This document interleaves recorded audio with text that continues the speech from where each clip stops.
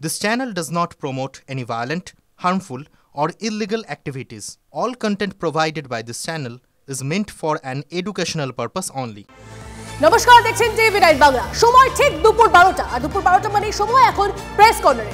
যে প্রেস কর্নারে আজকের দিনের গুরুত্বপূর্ণ খবরগুলো আমরা তুলে ধরব একের পর এক। আপনাদের সঙ্গে রয়েছে আমি Tannishtha. UEM Jaipur is a perfect target for prospective students aspiring for good jobs, good education with future-ready skills. মুখ্যমন্ত্রী বলছেন উৎসবে ফিরুন, আর চিকিৎসকরা বলছেন স্বাস্থ্য ভবন চলুন। প্রেস কর্নারে এই সব খবর নিয়ে আমি দীপ রয়েছি আপনার সঙ্গে।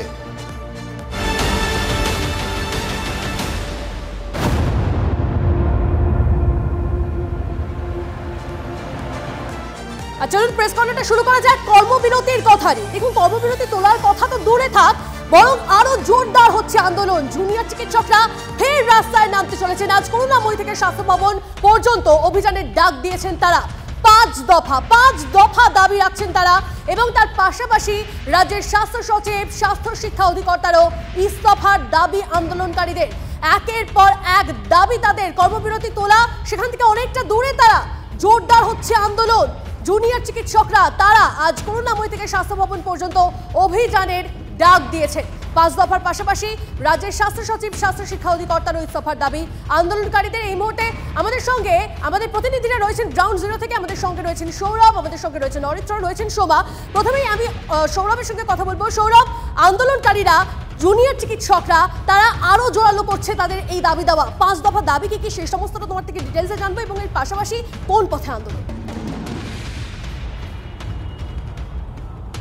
তন্নিষ্ঠা, দেখো, লালবাজার অভিযানের ক্ষেত্রে জুনিয়র চিকিৎসকদের হাতে ছিল শিরদাঁড়া, স্বাস্থ্য ভবন অভিযানের ক্ষেত্রে তাদের হাতে থাকবে প্রতীকী মস্তিষ্ক। আমরা তেমনটাই কিন্তু এখন সূত্র মারফত জানতে পারছি। প্রতীকী মস্তিষ্ক কেন? তারা প্রতীকী মস্তিষ্ক হাতে নিয়ে হাঁটবেন, তার কারণ তারা বলছেন যে স্বাস্থ্য ভবনের স্বাস্থ্য দপ্তরের শুভ বুদ্ধির উদয় হওয়ার প্রয়োজন রয়েছে। তাই লালবাজারকে যেমন শিরদাঁড়ার উপস্থিতি অনুভব করানোর জন্য তারা হাতে প্রতীকী শিরদাঁড়া নিয়েছিলেন, তাই এবার তারা হাতে তুলে দেবেন প্রতীকী মস্তিষ্ক। যে প্রতীকী মস্তিষ্কতে বলা থাকবে যে পাঁচ দফা যে তাদের যে দাবি, তিলোত্তমার ন্যায় বিচার, স্বাস্থ্যকর্তাদের পদত্যাগ, কলকাতা পুলিশের সিপির পদত্যাগ, ডিসি নর্থ সেন্ট্রালের পদত্যাগ, এবং সর্বোপরি স্বাস্থ্য ব্যবস্থা থেকে দুর্নীতিকে উপড়ে ফেলার আহ্বান। কারণ তারা মনে করছেন যে তিলোত্তমার যে পরিণতি ঘটেছে সেটা শুধুমাত্র আরজিকর মেডিকেল কলেজের কোনো বিচ্ছিন্ন ঘটনা নয়, সার্বিকভাবে রাজ্যের স্বাস্থ্যক্ষেত্রে পাহাড় থেকে সমতল সবকটি মেডিকেল কলেজে গত 4 বছর ধরে যে ব্যবস্থা গড়ে উঠেছে, যে ব্যবস্থায় সন্দীপ ঘোষ অ্যান্ড কোং তৈরি হয়েছে, সেই ব্যবস্থাকে সে গ্যাংস অফ সন্দীপ ঘোষ যে তৈরি হয়েছে, সেই গ্যাংস অফ সন্দীপ ঘোষদের অবলুপ্তি ঘটাতে হবে এই মেডিকেল কলেজগুলি থেকে। কারণ তারা মনে করছেন যে এই সমস্ত বাহিনীর হাত দিয়েই মেডিকেল কলেজগুলিতে ফেল করানোর যে প্রথা, মেধাবী ছাত্রদের ফেল করিয়ে দেওয়া, তাদের উপর চাপ সৃষ্টি করার জন্য। চাপ সৃষ্টি কেন না, যাতে আর্থিক অনিয়ম যা হচ্ছে, অবিচার যা হচ্ছে, সেই সমস্ত ক্ষেত্রে যাতে কোনো প্রতিবাদ না হয়, সেই জন্য সর্বোপরি স্বাস্থ্য বিভাগীয় প্রধান যারা রয়েছেন তাদেরকে একটা আতঙ্কের পরিবেশের মধ্যে রাখা, যারা শিক্ষক চিকিৎসক রয়েছেন তাদেরকে একটা আতঙ্কের পরিবেশ রাখা, এবং একটা স্বেচ্ছাচারিতা মেডিকেল কলেজগুলিতে তৈরি হয়েছে। সেখানে কলেজ ক্যাম্পাস থেকে হোস্টেল, সর্বত্র চুপ করে থাকাটাই যেন দেওয়াল লিখন, এইরকম একটা ভয়ের বাতাবরণ তৈরি হয়েছিল। সেই ভয়ের বাতাবরণ ভাঙার জন্যই, সবকটি মেডিকেল কলেজ থেকে ভয়ের বাতাবরণ ভাঙার জন্যই তারা আন্দোলনে অনড় রয়েছেন বলে দাবি জুনিয়র চিকিৎসকদের। তারা বক্তব্য যে তিলোত্তমার ধর্ষণ খুনের ঘটনা শুধু নয়, বৃহত্তর আঙ্গিক, তার একটা বৃহত্তর প্রেক্ষাপট রয়েছে। তিলোত্তমা ধর্ষণ ও খুনের ঘটনা নিশ্চিতভাবে একটা বড় ঘটনা, কিন্তু সেই ঘটনার সঙ্গে থ্রেট কালচার নিয়ে যে আন্দোলন চলছে সেটাও কিন্তু কোনোভাবে কোনো বিচ্ছিন্ন ঘটনা নয়। কোথাও তিলোত্তমার ধর্ষণ খুন ঘটনা যদি এফেক্ট হয়, তাহলে তার কারণ হচ্ছে এই থ্রেট কালচার। সেই কারণেই তারা বলছেন যে আজকের যে অভিযান, যেখানে তাদেরকে আটকানো হবে সেইখানেই তারা কিন্তু অনড় অবস্থান নিয়ে বসবেন। অনড় অবস্থান মানে তারা বলছেন তারা মানসিকভাবে প্রস্তুত হয়ে আসছেন যে যতক্ষণ না পর্যন্ত তাদের দাবি আদায় হচ্ছে ততক্ষণ পর্যন্ত তারা মাটি ছাড়বেন না, মাটি কামড়ে পড়ে থাকবেন। তন্নিষ্ঠা, একদম তাই সৌরভ, অর্থাৎ আজকে আমাদের অবশ্যই নজর থাকবে, কারণ প্রতীকী শিরদাঁড়া হাতে লালবাজারের পথে আমরা দেখেছিলাম জুনিয়র চিকিৎসকদের, এবার প্রতীকী মস্তিষ্ক হাতে স্বাস্থ্য ভবন অভিযান। নজর থাকবে আমাদের সঙ্গে, থাকবে সৌরভ। গতকাল নবান্ন থেকে মুখ্যমন্ত্রী মমতা বন্দ্যোপাধ্যায় জুনিয়র চিকিৎসকদের কর্মবিরতি প্রত্যাহার করে কাজে ফেরার আহ্বান জানান। কি বলেছিলেন মুখ্যমন্ত্রী গতকাল, শোনাই একবার।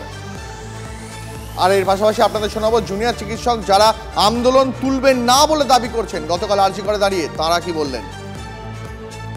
সেমিনার রুম সংলগ্ন ঘরগুলিকে ভাঙার অর্ডারেও সই করেছিলেন স্বাস্থ্য সচিব, ডিএমই এবং ডিএইচএস। আমরা তাই স্বাস্থ্য সচিব, ডিএমই এবং ডিএইচএস এর অপসারণের দাবি করছি এদেরও সিবিআই তদন্তের আওতায় আনার। স্বাস্থ্য ভবনের এই পাহাড় প্রমাণ দুর্নীতি নিয়ে স্বাস্থ্যমন্ত্রীর কি বক্তব্য আমরা তাও জানতে চাই। 5 দফা দাবি সহ উপরোক্ত দাবিগুলোকেও সামনে রেখে করুণাবয়ী থেকে স্বাস্থ্য ভবন অভিযানের ডাক দিচ্ছি। জুনিয়র চিকিৎসকরা তারা আজকে স্বাস্থ্য ভবন অভিযান করবেন, স্বাস্থ্য ভবনের দিকে যাবেন তারা। আর পুলিশ তার জন্য ইতিমধ্যেই যথেষ্ট পর্যাপ্ত নিরাপত্তা মোতায়েন করেছেন। আমাদের সহকর্মী প্রদীপ্ত কান্তি রয়েছেন আমাদের সঙ্গে, প্রদীপ্তর সঙ্গে কথা বলবো। প্রদীপ্ত, করুণাময়ী থেকে যে মিছিল স্বাস্থ্য ভবনে যাবে, জুনিয়র চিকিৎসকরা স্বাস্থ্য ভবন অভিযান করছেন, তার জন্য পুলিশের যে আগাম প্রস্তুতি, পুলিশ যেভাবে তার জন্য ব্যারিকেড তৈরি করে রেখেছে, যে সমস্ত আগাম প্রস্তুতি নিয়ে রেখেছে, সেই ছবিটা একবার স্পষ্ট করো। দেখি ইতিমধ্যেই পুলিশের তরফ থেকে সেই তৎপরতা শুরু হয়েছে এবং স্বাস্থ্য ভবনের মধ্যের ছবিটা আমার সহকর্মী দীপঙ্কর দাশগুপ্ত দেখাচ্ছে। তুমি দেখতেই পাচ্ছ যে পুলিশের প্রিপারেশন কিন্তু ইতিমধ্যেই শুরু হয়েছে এবং কিছুক্ষণ আগে বিধাননগর পুলিশ কমিশনারেটের যে পদস্থ কর্তারা রয়েছেন আর তারা নিজেদের মধ্যে বৈঠক করলেন এবং পদস্থ কর্তারা তারাও কিন্তু ইতিমধ্যেই দেখা যাচ্ছে যে স্বাস্থ্য ভবনের চত্বরেই তারা রয়েছেন। তার কারণ বারংবার তারা বৈঠক করছেন এবং কোথায় ব্যারিকেড করা হবে, কোথায় আটকানো হবে চিকিৎসকদের, ঠিক সেই সমস্ত বিষয় নিয়ে তারা আলাপ আলোচনা করছেন এবং দেখা যাচ্ছে যে পুলিশের বাহিনী তারাও কিন্তু ইতিমধ্যেই তাদের প্রস্তুতির কাজ শুরু করেছে। এবং আমি আমার সহকর্মী দীপঙ্কর দাশগুপ্তকে দেখাতে বলবো যে রাস্তা দিয়ে মিছিল আসার কথা রয়েছে, আর সেই রাস্তায় তুমি দেখতে পাচ্ছ যে পুলিশের তরফ থেকে ভ্যান এনে রাখা হলেও যদিও সেগুলো কোনোভাবেই জুনিয়র চিকিৎসকদের জন্য নয়, তার কারণ পুলিশ কর্মীরা এসছেন এমনটাই পুলিশের তরফ থেকে জানানো হয়েছে এবং ব্যারিকেড প্রস্তুতের কাজও কিন্তু ইতিমধ্যেই তারা শুরু করেছেন। এবং তুমি দেখতে পাচ্ছ যে স্বাস্থ্য ভবনের দিকে যে উইপ্রো হয়ে যে রাস্তা এখানে পৌঁছাবে, আর সেই রাস্তায় কোথায় ব্যারিকেড করা হবে তা নিয়ে আমরা ছবিতেও দেখাতে পারলাম যে বিধাননগর পুলিশ কমিশনারেটের যে আধিকারিক অনেক তুমি দেখতে পাচ্ছ যে দূরেই গার্ডরেল ইতিমধ্যেই প্রস্তুত করে রাখা রয়েছে এবং তাতে দড়ি বাঁধার কাজও চলছে। কিছুক্ষণের মধ্যে এই গার্ডরেলগুলো কোথায় রাখা হবে তার বন্দোবস্ত এবং বিপুল পরিমাণে গার্ডরেল এনেও কিন্তু রাখা হয়েছে। এবং স্বাস্থ্য ভবনের যে কর্তারা রয়েছেন দেবাশিস হালদার, কৌস্তব নায়করা, তারাও ইতিমধ্যে পৌঁছেছেন এবং স্বাস্থ্য ভবনে এসে মূলত 5 দফা দাবির ভিত্তিতে এবং তার মধ্যে কিন্তু স্বাস্থ্য শিক্ষা অধিকর্তা এবং স্বাস্থ্যের অন্যান্য কর্তাদের পদত্যাগেরও দাবি রয়েছে।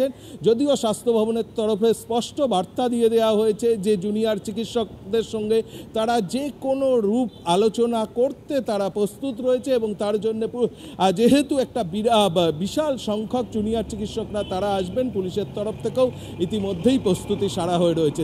প্রদীপ, তো এদিকেই আমাদের নজর থাকবে যে স্বাস্থ্য ভবন অভিযান জুনিয়র চিকিৎসকরা যখন করবেন তখন তাদের কিভাবে পুলিশ আটকায়, কিভাবে তাদের আন্দোলনকে প্রতিহত করতে চায়, সেদিকে আমাদের নজর থাকবে। একদম তাই। আর তার পাশাপাশি অরিত্র আমাদের অপসহকর্মী আমাদের সঙ্গে রয়েছেন করুণাময়ী থেকে, যেখান থেকে আজ স্বাস্থ্য ভবন অভিযানে ডাক দিয়েছেন জুনিয়র চিকিৎসকরা, তারা সেখান থেকে হতে চলেছেন। সেখানে এই মুহূর্তে ছবিটা কি অরিত্র আমাদের জানাবেন। অরিত্র,